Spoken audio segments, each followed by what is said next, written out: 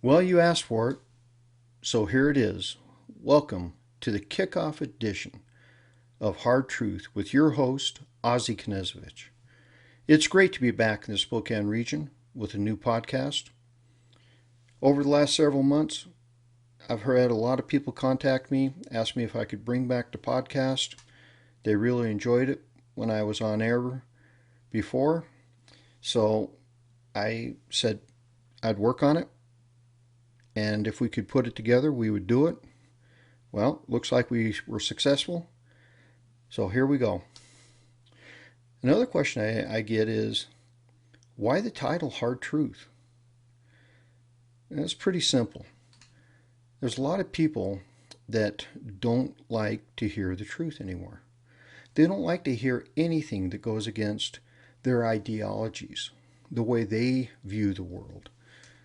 They could care less how other people view the world, but they don't want to hear anything counter to their point of view. That's why, as a nation, we are struggling so hard because we have forgotten that there's this amendment called the First Amendment that gives people the right of free speech to speak their mind. But we seem to not really care about that if it goes against what we believe. We don't want to hear it. And that's causing a crisis. And, there's a lot of people that, sorry to tell you this, folks, you're being affected by this because you don't speak out anymore. You don't speak out and express your frustrations, your concerns, because you're afraid of being attacked by one side or the other. You're afraid to talk to people anymore, to give your points of view anymore. You don't want to be canceled. Well, the thing is, this country was built on our ability to have those diverse dialogues, to find a way to bring ourselves back together and unite. And there seems to be a lot of people wanting to keep us disunited, if you will, because it's easier for them to push their agendas if we aren't talking, if we're not listening to both sides of the points of views and finding that common ground we used to be able to find.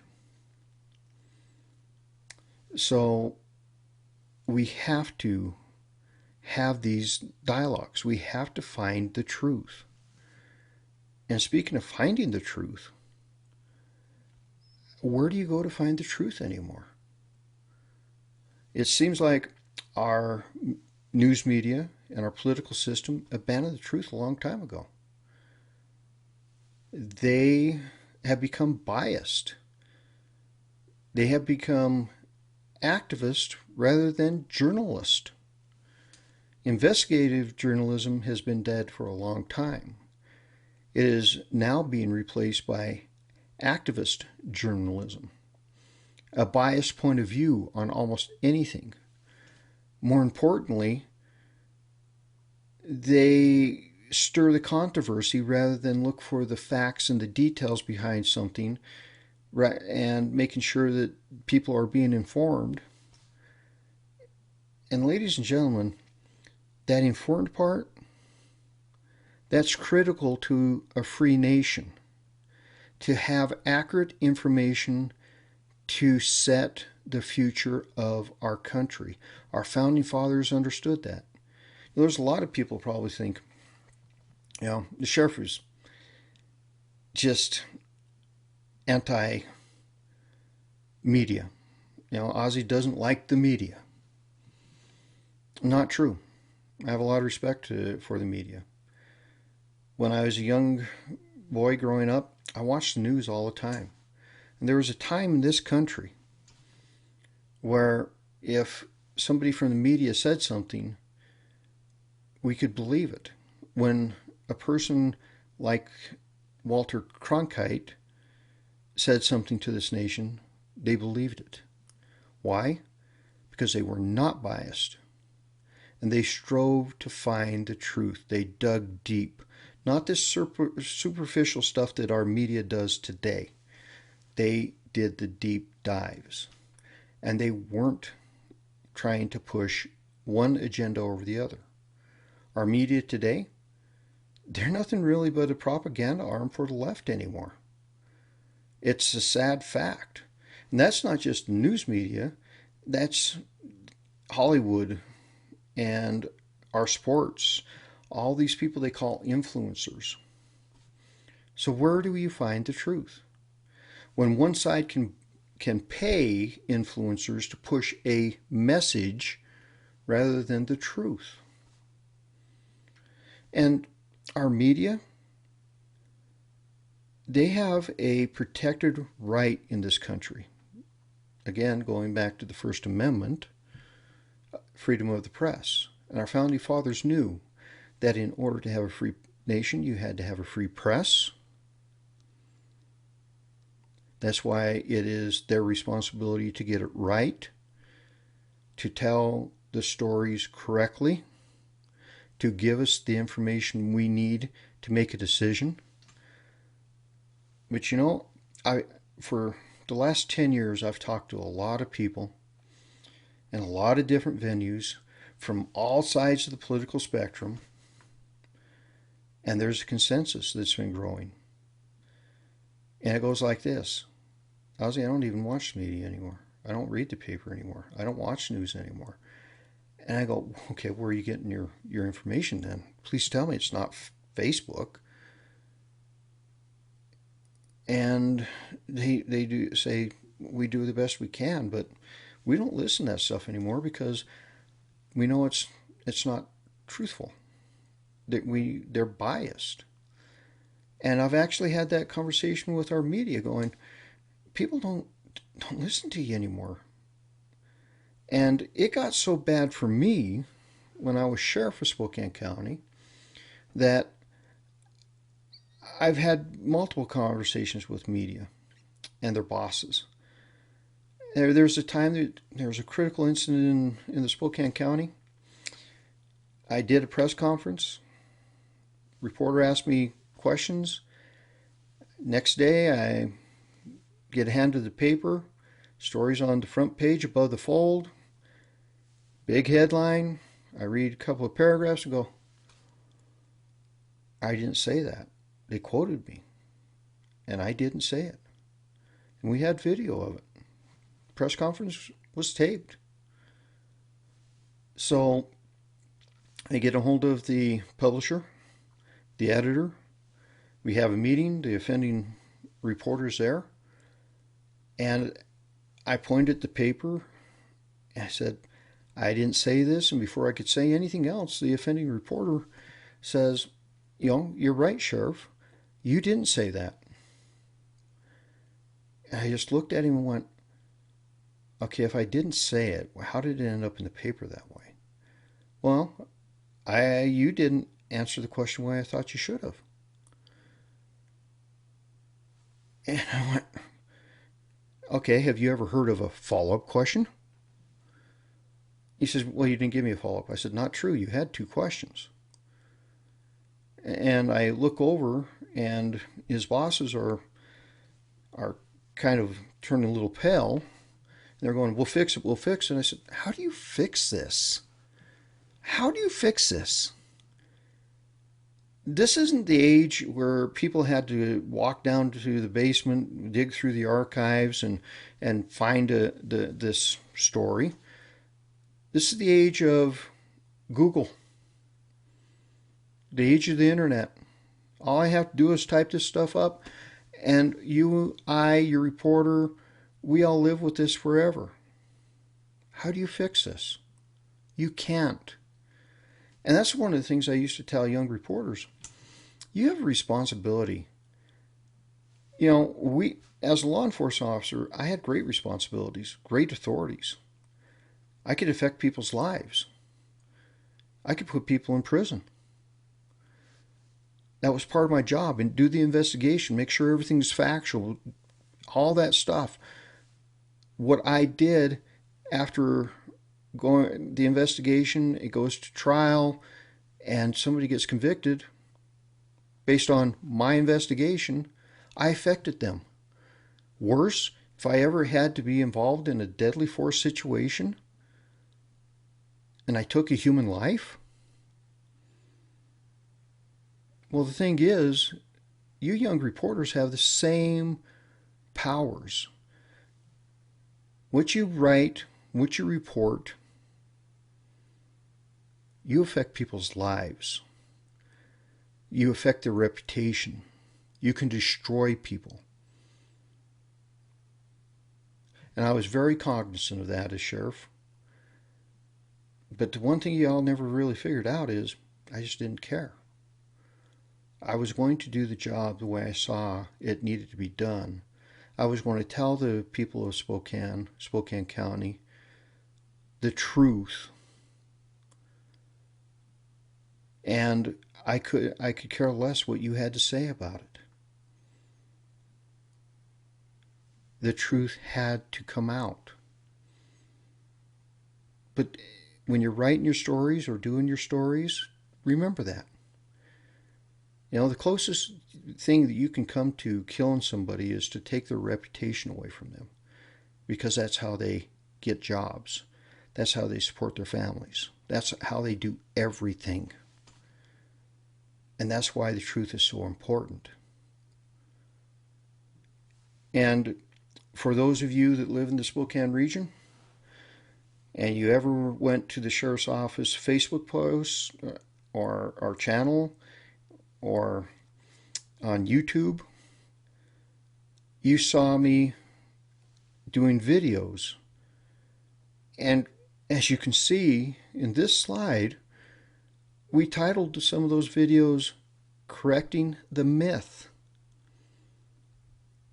Why correcting the myth? We are correcting bad stories from the media. Stories that led you to believe one thing when the facts were another. All I can say is, after many discussions with the media, in one interview, I was talking with the reporter and the photog, and I said, look, folks, you need to do something because people just don't trust you anymore. And the photog looked at me and went, we don't care about that. I said, you know what? You need to care about that. You truly do need to care about that. Because the day we stop believing you is the day you are relevant to us. And the day you're no longer relevant is the day that your channels, your newspapers, they all go out of business. You might want to think about that. Because we as a free society actually need you, but we need you to do your job and do it right. And if you don't think that the damage being done is serious, well, take a look at this next slide. Historically low faith in U.S. institutions continue. Why is that? Could it be because our media has made it sound like things are a lot worse than they really are? Is it because there is a agenda that is being driven to tear down all of the things that we value, to remove the values of the United States, to remove our icons, if you will, of who we are as a nation, to remove from history the truth about this nation? Because that is what's happening. That's why your institutions are so low as far as your trust in them. You can't continue to tear down your institutions this way. This is a power play by people that want to, quote unquote, reset this government. Burn it down is what they said in 2020. And for about the last 4 decades, Gallup poll has done polling on these institutions. And as you can see in this slide, here they are. And Ranked number one as far as your faith and trust are small businesses. The next is our military. The next is your law enforcement, your police officers, your deputy sheriffs. Those are the people that you trust, the top three.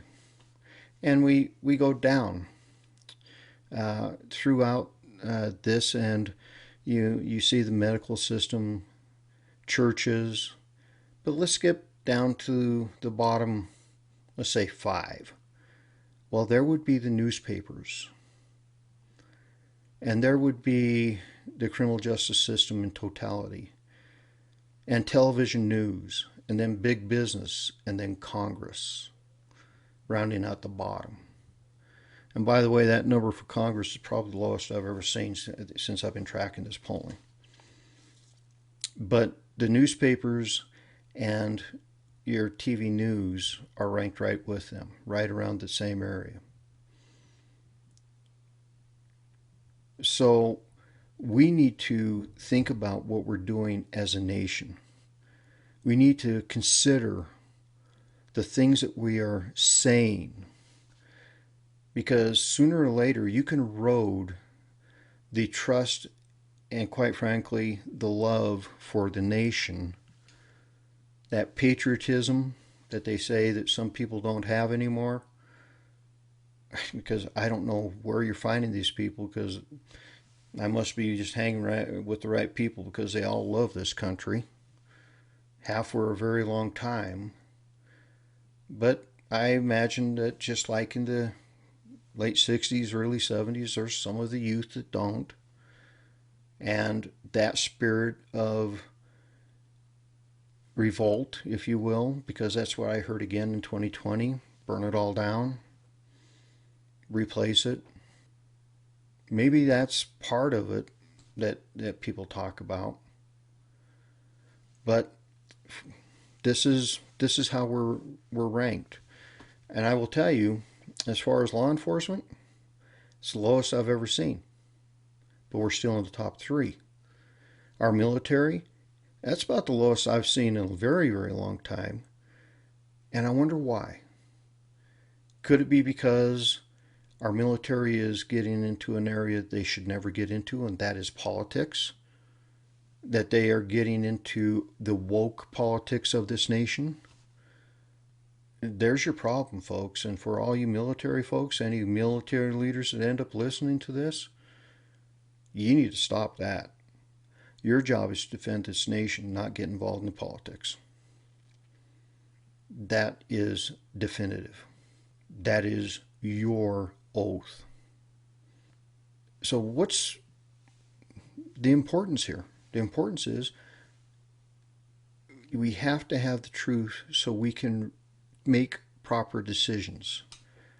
Not decisions of some influencer that's being paid outside money to make you believe that, let's say, socialism is the way to go, because that's a trip to nowhere. It's never worked in any country. And we'll talk about that in the next episode. Because right now, you, the citizens of Spokane, are about to make a major decision. It's election year. You're about ready to choose a city council, a new mayor. And this may be the first time you elect a communist as mayor. And I don't say that lightly. We will explore the evidence. And with that, let's find out who's running for mayor. You all know, but let's just take a look at this.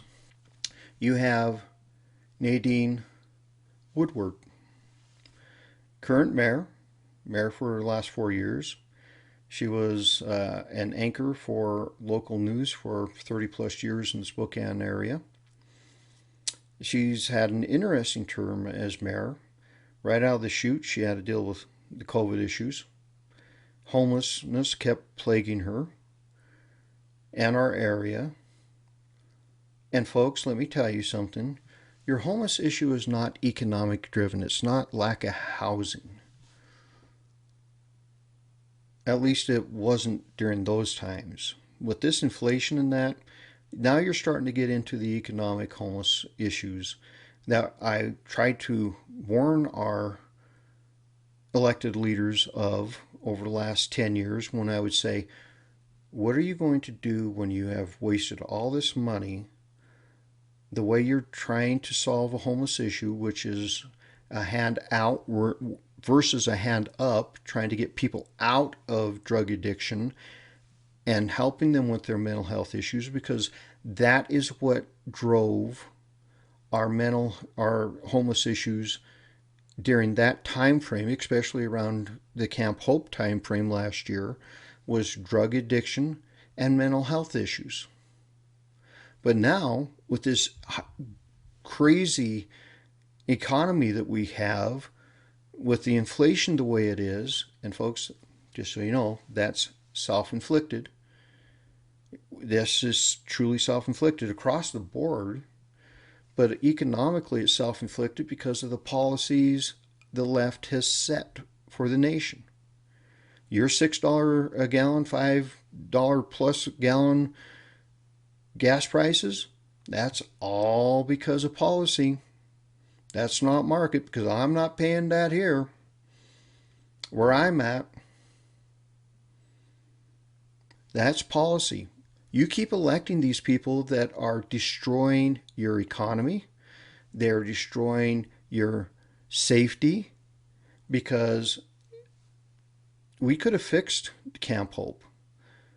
And it's like the slide here. Your mayor doesn't want to see homeless camps in every parking lot like her opponent, Lisa Brown, has proposed.